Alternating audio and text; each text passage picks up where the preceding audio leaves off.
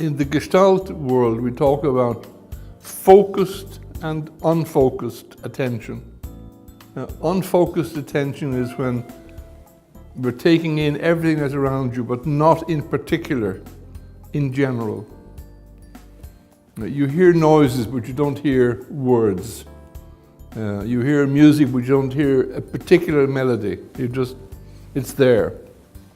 And then focused attention is when something becomes attractive to you, and you focus all of your attention on that. I'm going to listen to that piece of music and let everything else fade into background. And the technical word for this is figure and background. The figure is that which catches your attention, with the rest in the background.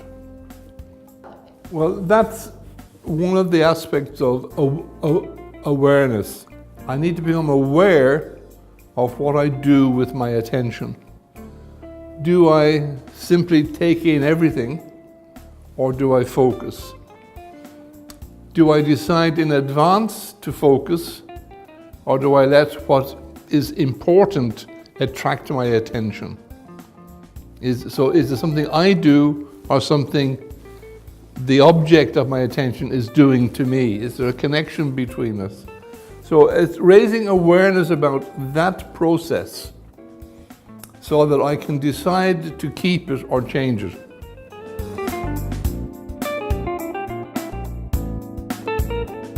My own personal view that where children are concerned, it's always best to let them find their own way.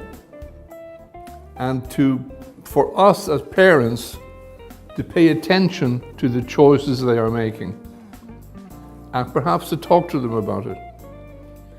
To raise their awareness about the choices that they are making, the things they are paying attention to. And my experience with my own children was, anytime I tried to interfere in what they were paying attention to, it was a failure.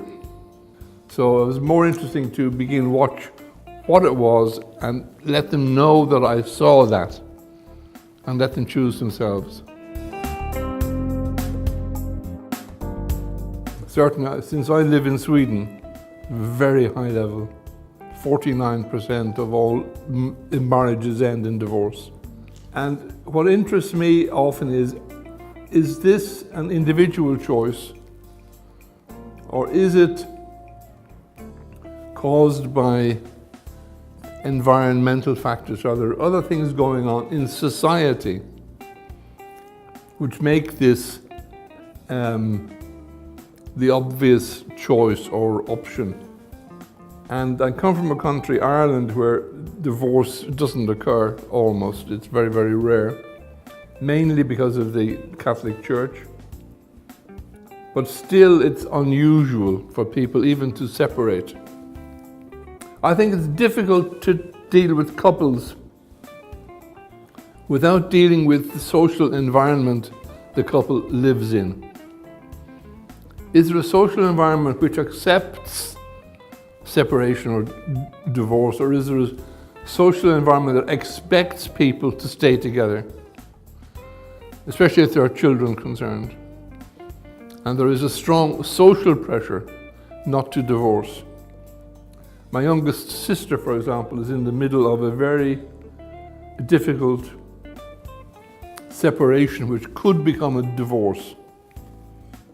And she is very able to admit that because she has 6 children, she knew at some stage, I'm going to divorce this man, but not yet. And I've asked her, how did that affect your relationship with this man? And how did it affect your relationship with your children? That I'm only staying with this man because of you.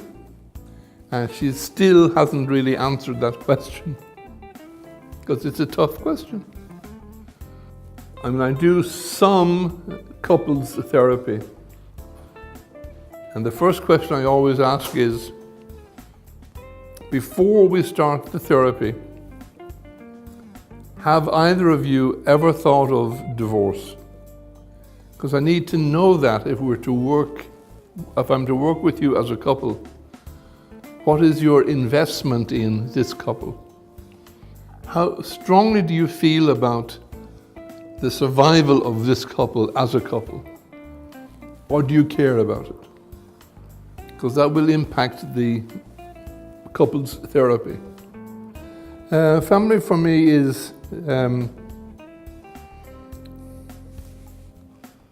parents and children, where the parents are happy enough together and the children are happy enough with the parents, and they can live in the same space without too much trouble.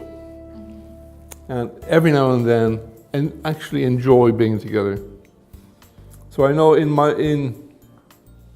when I was married with the two children, I always enjoyed when we had dinner together. That was an important part of the day for me, to have dinner together. Yeah, it would keep me happy, and if I was happy, my wife might be happy, and so on. So, to me, basically, it's parents and children in some kind, enough harmony for it to function.